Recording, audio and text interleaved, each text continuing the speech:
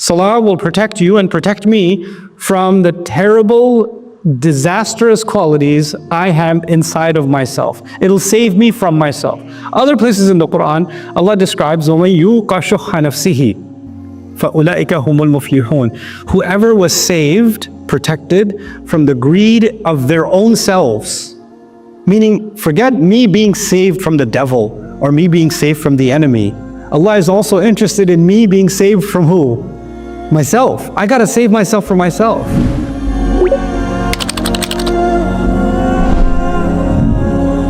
This video is a short snippet from our deeper look of Surah Al-Ma'arij, which is now available to watch in full only on Bayyinah TV. Learn about this surah and many others in the deeper look section of the app. Salah has a couple of meanings, but Salah in Arabic is used Salah al-Asam. Salah al-Asam. So when you put there's a stick that you got, like a thick branch or a thick stick, and you carved it and you want to make it into a staff. You know those long things that you beat animals with? Or beat bushes with, etc., like Musa alayhi salam's staff, but it's a little bent because it came from a tree, so it's a little bit bent. So what they had this technique where they could put it on a fire and they could soften it. It's not going to set on fire, but they could soften it and they could straighten it out. And that process of putting the stick in the fire so it can straighten out, so it can soften a little bit, so you can mold it, that was called tasliya and salah. So Salla al-nar or Salla al-asa was to straighten out that. And then this was used for even minting coins or molding anything to a shape. And this is the same word Allah used for prayer. By the way, this word in its etymology is also used for being thrown in Jahannam. فَالتَّصْلِيَةُ جَحِيمٌ. From the same origin. ثُمَّ الْجَحِيمَ صَلُّوهُ. There's صَلُّوا صَلَاةً, right? And then, on the other hand, you have, like for example, إِنَّ اللَّهَ وَمَلَائِكَتَهُ يُصَلُّونَ عَلَى النَّبِيِّ. يُصَلُّونَ. And then in Jahim also sallu. So what's the connection? The connection is it's supposed to be that we experience contamination throughout the day, and then we stand in front of Allah, and it's as if we're going through a similar process that stick goes through. We're being molded into Allah's obedience. And it's actually quite beautiful that our body bends in two ways when we make salah. It literally, Allah makes us mold our body in salah. And it's actually a modeling, a representation of the molding of our character in salah. That's what salah is supposed to be. It's supposed to soften us on the inside. And what fire also does is it burns off the impurities. So between Dhuhr and Asr, I looked at certain things, I said certain things, I experienced some heedlessness in my life. I got a little dirt on me, I got a little contamination on me, and I stand in salah and all of that burns off. It cleanses off. I get a detox, a spiritual detox. This is illa al-musallin. And by the way, salah, as I was saying before, is something that has to be continuous, and it's coming, الَّذِينَ هُمْ عَلَى صَلَاتِهِمْ دَائِمُونَ, because the contamination is continuous. Which means the cleansing has to be continuous. You have to keep on going back and back and back. And so Allah says, the only people that can overcome this human tendency of halur, jazur, and manur are people that can become regular in their prayer. Illa al-musallin. So I already talked to you about how this is a synonym for Muslim, and in fact, even people that are being thrown in hellfire, a couple of surahs later, in Surah Al-Muddathir, they're going to look back and they're not going to say, oh, we weren't believers. They're going to say, قَالُوا لَمْ نَكُ مِنَ الْمُصَلِّينَ. We weren't people who prayed. Like they identified that was the real problem. We didn't stand in front of Allah. May Allah never make us lazy with our prayers. How is the salah itself a remedy from a lack of restraint, cowardice, and greed, or halur, basically, right? How is salah protecting us from that? This is scheduled restraint throughout the day. First of all, no matter what you're doing, you stop and you go pray. It doesn't matter how greedy you were to make that sale. As Jumu'ah time, you went. You left it. It's salah itself is teaching you everything can stop when it comes to Allah. Everything is stopped. And even in salah, you restrain your eyes, or at least most people do. You restrain your limbs, you restrain your body, You restrain your tongue. You're not saying whatever you want to say, right?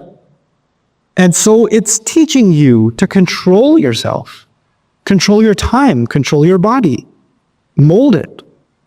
And then the movements, and that the mimicking standing before Allah on Judgment Day.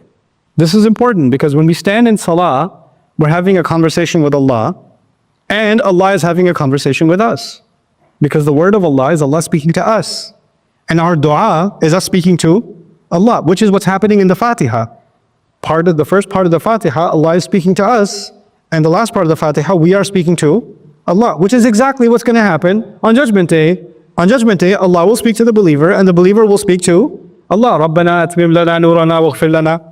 Right? We're going to have a conversation with Allah. So we're actually rehearsing our standing in front of Allah on Judgment Day multiple times. And by the way, if you're standing in front of Allah on Judgment Day, just visualize this for yourself. When we're standing in front of Allah on Judgment Day, are you going to be afraid of anyone else? No. Part of the meaning of halur is cowardly. When you develop salah, you develop a reinforced concept of fearing only and only Allah, and then other people and other consequences become less scary. You're not scared because you developed what is truly worthy of fear, and in face of that, the other things don't seem that important. Then, when you're standing in front of Allah, and if it mimics Judgment Day is the ultimate problem.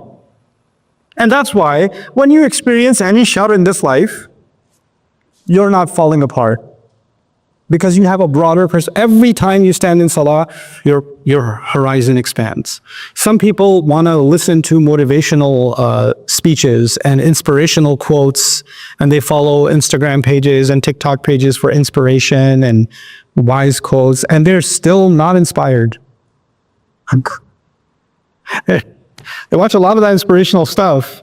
Graduation speech from this one, or this speech from that one, and so that's pretty cool. I'll forward it to 15 people, but none of us are inspired. We all forwarded it though. Allah is teaching us that actually all of that's artificial. The only real way to actually, broaden your horizons, first and foremost is Salah. This is a divine institution with a divine schedule, a divine regimen. Just like your body, you go to a doctor, or you go to a nutritionist, or you go to a trainer, and they tell you this is what you need. This is your sleep schedule. This is the diet. This is what you must avoid, etc., etc., etc. Nobody knows my soul better than Allah. And Allah created a schedule to mold this soul, to make it strong enough to be stronger than even my body. So even though physically I have this body, I want to build the soul muscle. And the way to do that is regular exercise. And that regular exercise for the soul, for the ruh, is the salah. And that's why it's making me strong. It's keeping me from becoming jazur. It's keeping me from becoming that. And of course, salah itself begins with alhamdulillah. You start by thanking Allah, which means you're never entitled. And if you're never entitled, then you'll never be manur. It can't be. It just prevents it. Plus, our salah, at least if a Muslim is not coming to the masjid during the week, at least the Muslim is coming when? Friday. And when you're standing in salah on Friday, you're not just saying, Ihdina, guide us, and you're thinking of yourself, there's a person this way, there's a person that way, there's an entire community. You realize that we are all in this journey towards Allah together, and you learn to care for each other. You develop a communal sense. What did we learn about the elite and financial addiction and wealth addiction and all the things I read to you? The more wealth obsessed they become, the more isolated they become, and they want to cut themselves off from everybody. They don't even want to have a family because it would be too much of an expense. And here you have the believer standing in salah, developing a sense of community. And when we develop a sense of community, Allah will even go further in these ayat. This is why right after salah, Allah is going to mention they take care of people who need it. وَالَّذِينَ فِي أَمْوَالِهِمْ حَقٌّ مَعْلُومٌ لِلسَّائِلِ وَالْمَحْرُومِ. It's coming right after. It's just directly connected to this institution that Allah gave us. Just one comment about da'imun. The word daimuma in Arabic is used for flat land. There's no mountain on it, there's no road on it, there's no puddle on it, nothing. It's completely, perfectly flat land. And al-ma'u al-da'im, this is really cool. Al-ma'u al-da'im is actually ar-rakid as-sakid. You know when water has ripples in it? But if you have water that's so still, you didn't even know it's water until you stepped in it. That water that's so crystal clear that it's completely transparent, it doesn't even look like water, that's called al-ma' ad-da'im. And from it, basically, I'll juice all of the commentary that's there on this ayah. It boils down to two concepts. One concept is those who are, the meaning of this is those, especially when it comes to their prayers, they are constant. وَالَّذِينَ هُمْ عَلَى صَلَاتِهِمْ دَائِمُونَ. And the nominal, the ism form was used here to say, hey, they never break this rule. They're always on top of their prayer. So of course, it's the mandatory prayers. It's the 5 prayers that it's being talked about. That's even the opinion of Ibn Abbas and others, right? But secondly, it's not just saying they pray and every time they pray, they're constant. This is something that doesn't change. The meeting can change. The courses they're going to take in college, they won't take this course because it conflicts with Maghrib time, or they'll have a conversation with the professor. I need to leave the room and I need to go pray. Is that okay with you? Because I'm going to do that every single time until Maghrib time changes, until daylight savings or whatever else savings, right? So this cannot move. This has to be where it is. And if I'm in the middle of a meeting and it's prayer time, I'm letting you know ahead of time, I'm going to stop attending the meeting and I'm going to go to my prayer. Right?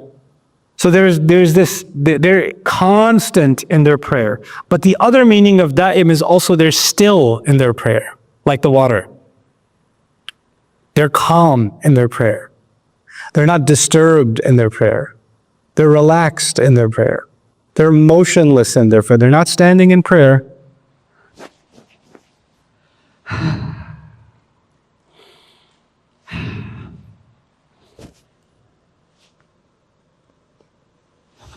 Yeah. And then they start looking at their feet. They start feeling their toes. How come when I move this one, the other one moves automatically?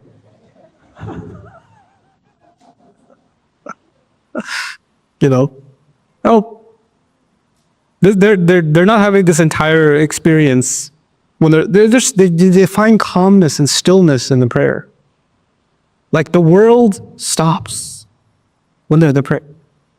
You know, in Surah Al-Mu'minun you have وَالَّذِينَ هُمْ فِي صَلَاتِهِمْ خَاشِعُونَ. And the khashi'un is the internal state. The internal state of, you know, the feeling of awe. But here Allah is even referring to the internal plus the external state. You're just physically, you're just calm. You're just relaxed. Let the salah take over. Give yourself up. You just handed yourself over to God once you said Allahu Akbar. You let go. You're floating. Interestingly, the word for floating in Arabic is sabaha, and we begin with subhana. Right? So we let Allah, Allah just took over when we stand in salah. Some people are in salah and they're still communicating. Some moms worried about their kid when they're making salah, right? And the kid is about to touch the plate. Allahu Akbar. Alhamdulillah. Rabbil Alameen. Ar-Rahman.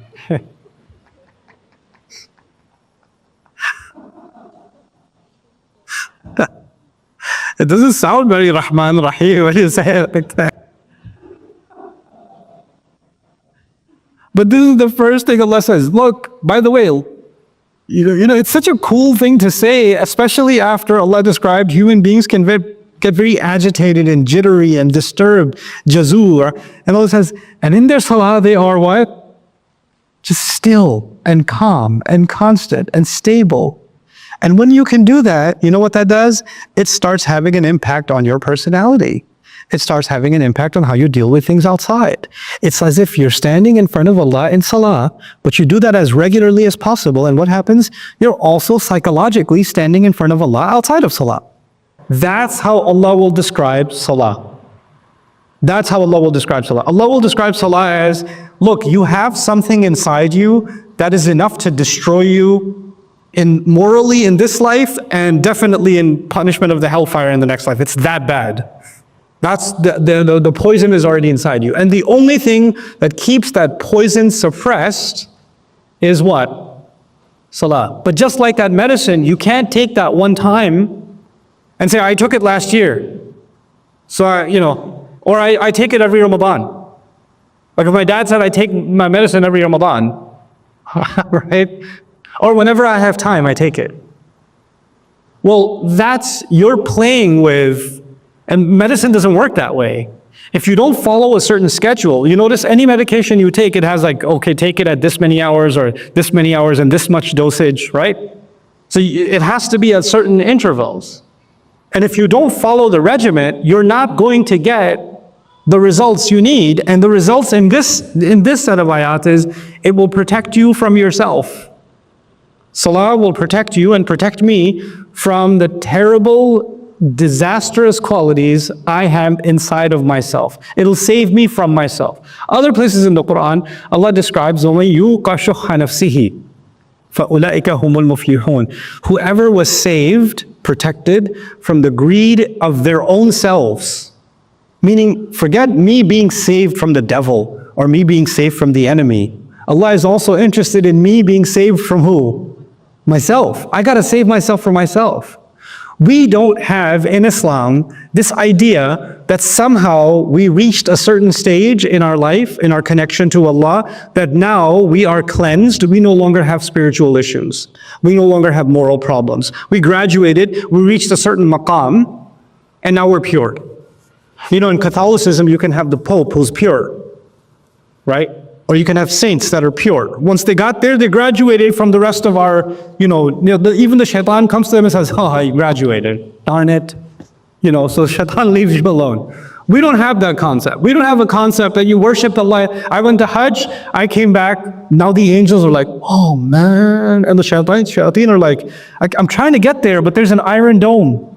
Yeah. I can't get this. That doesn't work in Islam. You could come back from Hajj and be a messed up person in 2 weeks. You could totally do that. You could memorize the Qur'an and be a horrible human being. You could study Islam and learn Arabic and still be mean. You're just a mean Arabic person.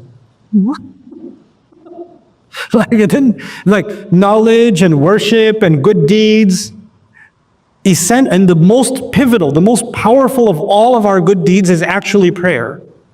Salah. Salah is actually the pillar of all of our good deeds. It's the fundamental connection we have to Allah. In another sense, it's actually a connection that we build with each other also.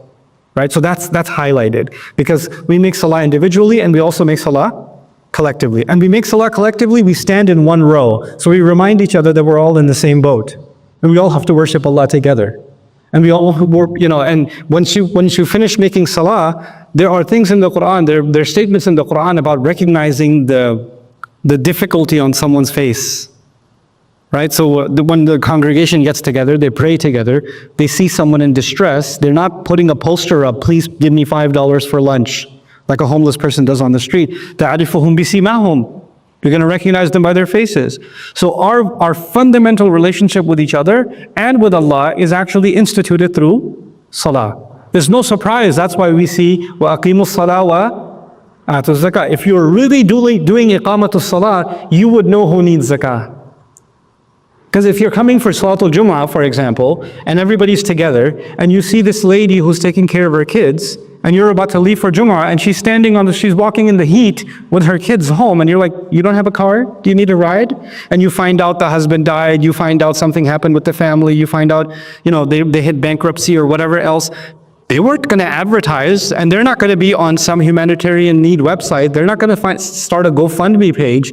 But the only reason you found out about them is you did what? Aqimus Salah. So Aqimus Salah actually opens the doors for Atus Zakah. They're connected to each other, right? So and we're going to see that here also. We're going to see Salah, and right after Salah, we're going to see وَالَّذِينَ فِي أَمْوَالِهِمْ حَقٌّ مَعْلُومٌ لِلسَّائِلِ وَالْمَحْرُومِ. Right, so salah and giving will come next to each other.